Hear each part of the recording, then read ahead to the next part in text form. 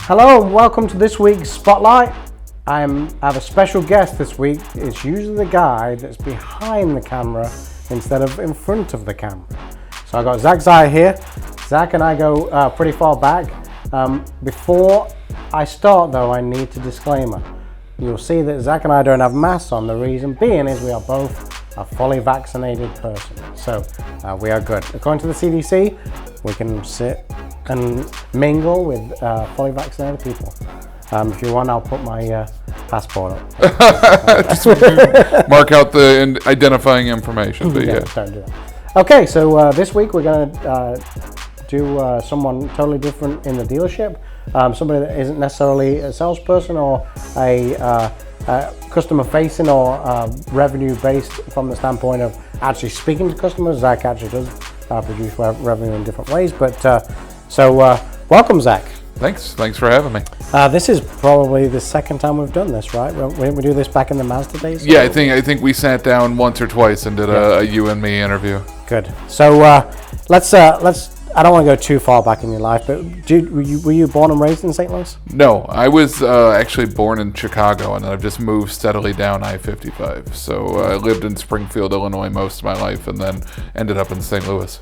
Talking of Springfield, I believe you had an interesting job in Springfield. I've had a lot of interesting jobs in Springfield. I don't remember which one you're talking about. I was a door-to-door knife salesman in Springfield. I was... Did you say knife? Yeah. I sold Cutco knives. Yeah, man. That was before Cutco could have stores. I was a bike tour guide in Springfield. Goodness, what else did I do? What are you thinking of? I'm trying to think. I thought you were a teacher in Springfield. Oh, no. So I wasn't a teacher in Springfield. I was a teacher after college. I taught high school English for 4 years, but that was never actually in Springfield. That was in Salem, Illinois, and Canton, Illinois. Oh, so that's actually not far from Springfield. Yeah, they're like half an hour and a half either direction. So let me ask you this: Salem, Illinois. I know it's not the Salem. Yeah.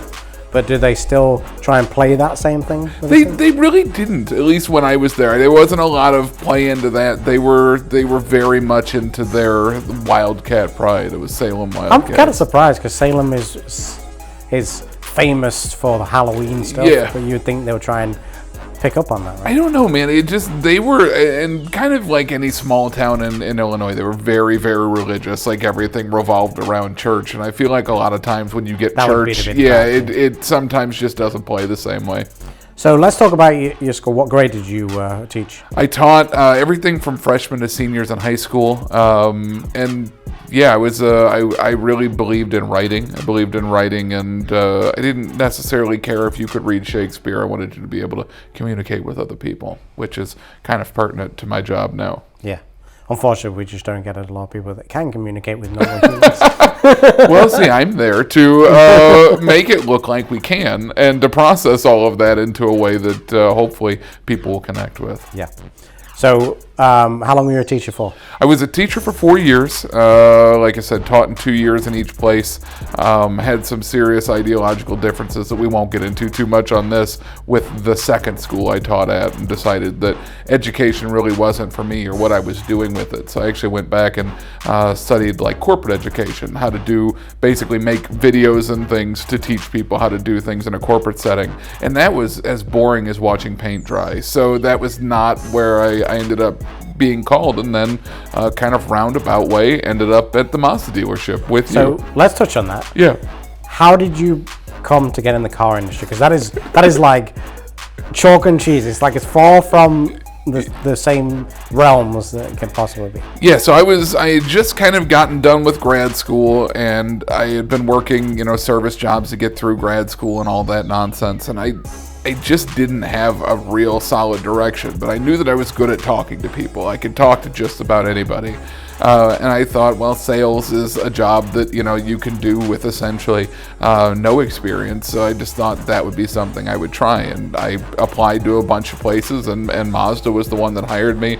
I interviewed with Chris Cunningham, which was an interesting experience. But then, I ended up working with you and Steve. You were a used car manager at that point. Steve was the GSM, and we worked under Pete Fuse. And it was a good experience. We had a bunch of fun. I was a terrible car salesman. I'm glad that you brought that up. You're a self-proclaimed terrible salesperson. I do want to follow on from that, but I want to ask a question. Were you already in St. Louis when you did that, or did you apply from St. Louis? No, I was in St. Louis. Yeah, I had just actually moved into St. Louis. My second year of grad school, I moved into St. Louis, and I was doing improv in St. Louis. So I was kind of connected with the St. Louis comedy scene. Which, if you're not familiar with the St. Louis comedy scene, check it out. There's a lot of really great places, and places like the Improv Shop could really use your help. That's an unsolicited plug, but small organizations through the pandemic has been tough. And I'm not connected with them too terribly much anymore, but they're a good program, and don't deserve to get. Maybe we'll do a little spotlight on them. It would be a good one. I think it would be a good one to actually take people to. It's kind of tough because of their schedule and our schedule, but I think like a Sunday night or a Saturday night late show, going out to the Improv Shop. Let's pencil that, because that might be a good idea to go down there and do maybe a spotlight. Yeah, and they do food out of there, or they were. There's a person, they basically hired a chef that was one of their students and does like the greatest comfort food. Jody is insane. She does such good food. But anyway, the whole organization, and then just small arts organizations, because that's kind of where I've always landed. I've always been kind of the weirdo art kid. No matter where I've been, I've always kind of been the weirdo art kid. So what do you think the likelihood is of finding one of your old videos and putting it on this? I mean, I have all of them. They're all on a drive. The one I want you to find the most is the candy one. Okay. I don't know if I have that. I don't know if I have my old I might have to try and videos. find that, because I bet it's still in. I think you have it saved. I thought you had it saved somewhere. So I have to tell you this. Zack, I agree with Zack. Zack was very good with customers. The problem where Zack came is asking for the business, because he looked at it of how he felt about it rather than the customer. That happens sometimes. But Zack was absolutely phenomenal at videos, and we would genuinely chuckle at them in manager meetings on a regular basis because they were so good. And if I could show you them all, I would, because you would literally laugh out loud at pretty much 95% of them. They were pretty awesome. But the great thing about them is that even though Zack didn't do many actual sales, he got a lot of people in the door through those videos, and it was impressive. So hence the reason why we moved Zack into a role, because he is a valued employee and he brings a lot to the table. You just need to put the round peg in the round hole. Yeah, I was not cut for sales, but I'm good with customers. As you said, I could get customers in the door, and I understand essentially what a customer is looking for on the experience side. I feel like I'm a tough sale. I'm not. I feel like a lot of car salesmen are easy sales because they know how hard it is to work a sale. I'm not an easy sale. I'm a very, very tough sale.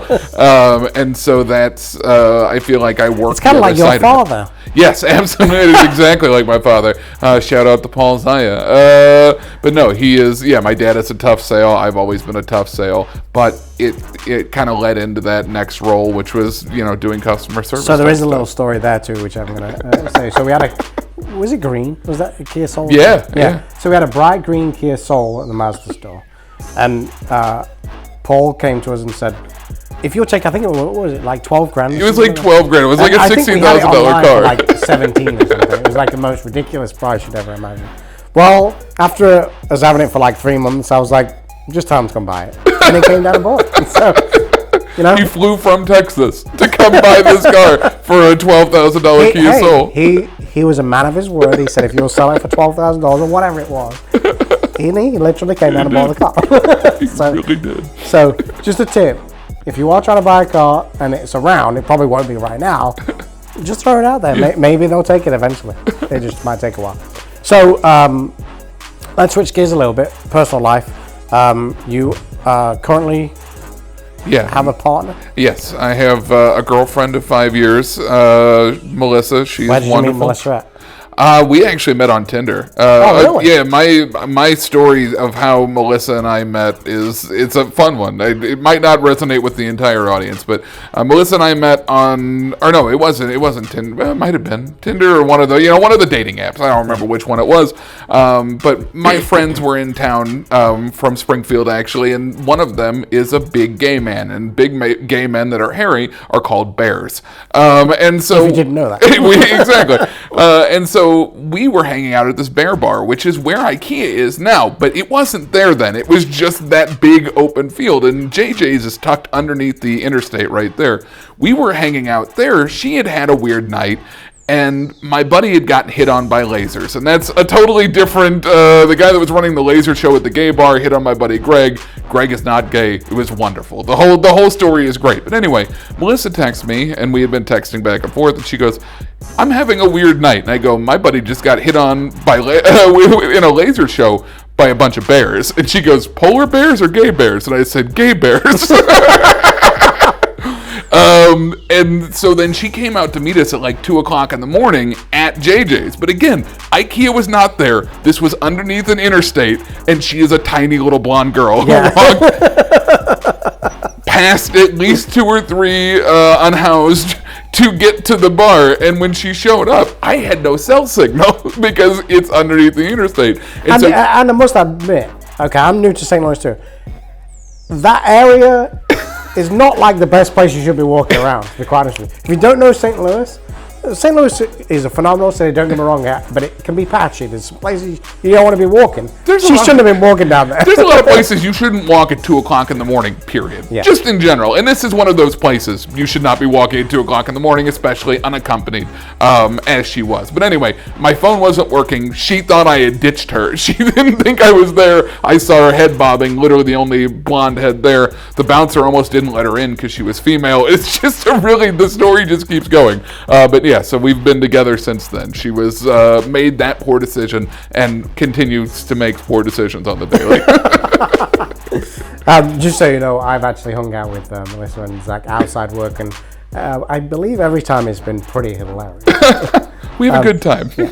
And I must give a shout out to your John Terry lookalike. Oh yeah, my buddy Tyler. Yeah, DJ Tylo on Twitch. Check. I'm just gonna pitch everybody. That's my whole thing. So we went Zack through a Halloween party, and you will find this out about me eventually. Halloween's my favorite celebration of the year, and I always go all out. My wife and I dressed up as Gomez and Morticia. And I'm not gonna lie, I might actually throw a picture up because it was pretty. That was amazing. Honestly one of the best. I actually made a thing, the hand part, and stuck it to my shoulder, which was pretty impressive. Yeah. So anyway, went there. Zack had a DJ come in, and I said to Zack as soon as he came in, I was like, and if you follow soccer and know it from the English standpoint, I was like, we'll put a John Terry picture up. He looks just like John Terry. He does. Very young John Terry. Yeah, absolutely. It was funny. Okay, let's switch back to the car business. So obviously I'm going to use this word, but I don't mean this disrespectfully. You're a failed car salesperson, and you came to me and asked if there was another opportunity in the store. And, we decided to make you the delivery coordinator at the time. Correct? Yeah, absolutely. And that went extremely well, right? Yeah.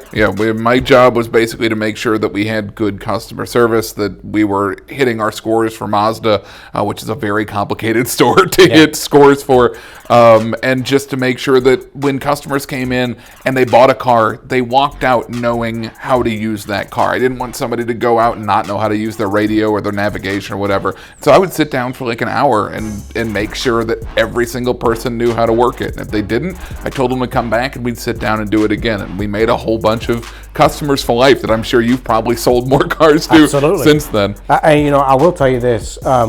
When we did that, our CSI wasn't terrible, but it wasn't the greatest. Our CSI went from being average to the best in the St. Louis region. So it was definitely an area that we decided to keep. So that was pretty successful, but then you decided to switch gears again into more of a media side. Yeah, so the opportunity was kind of presented that we needed to up our media game for the network. And I must admit, Patrick, if you're watching, yes, you did steal Zack from me. But no, I took the opportunity, took a network role. It was a good 2 years. Yeah. It was a good 2 years. But no, we did some really good stuff. I did some stuff I'm really proud of. Got the network involved with an organization that I really love called the St. Louis Crisis Nursery. So we've done some stuff with them. Just a really fun time to work and see a whole bunch of different stuff that I probably wouldn't have ever seen in the dealership. Yeah, I was going to say, over those 2 years, we did a lot with like junior achievement, with what was the books that Subaru gave the away? And Subaru Loves Learning. Yeah, Subaru does a whole bunch of, loves pets, loves learning, and they do a whole bunch of philanthropy. We did, junior achievement. We did the diaper drives. We did the turkey giveaways. We did all of them. I mean, and those aren't all programs. I didn't create any of them. These are just things that the network has done. But if you go to our FuseTube network page, you could see a lot of the philanthropy that the network does that I don't think we advertise super well, and that was kind of my goal, was to try and get some of that out and advertised better, because I think a lot of people don't understand how much they give. And I do want to disclaim a little bit and touch on why Zack kind of chuckled about it was a good 2 years.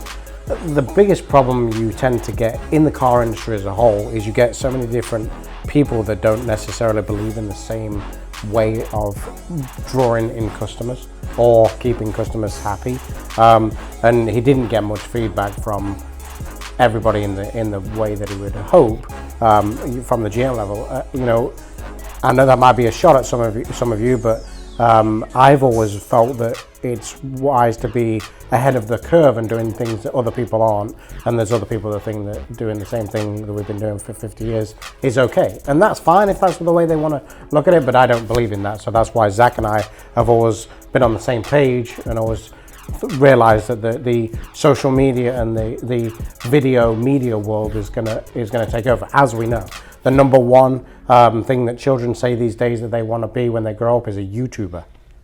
I would love to be a YouTuber if that was an option. I consider myself a YouTuber, but I have 56 people. Yeah. Well, and YouTube is tough because, if you look at my numbers objectively on a lot of things, they aren't great. But if you look at, what a car website does versus the type of numbers that we do, we're not putting out super flashy, exciting work all the time. I mean, I try to do as good of, exciting work, and we do some fun videos that, are tough to do on a sales schedule. But we do some really fun stuff. But when you look at the numbers that we end up generating on the whole, I feel like we draw a lot of people to our website that I don't think would have gotten there by normal means. Well, I'll give you an example from my standpoint, and this is kind of me and you talking. When I came to the Ford store, there was no social media presence. Yeah.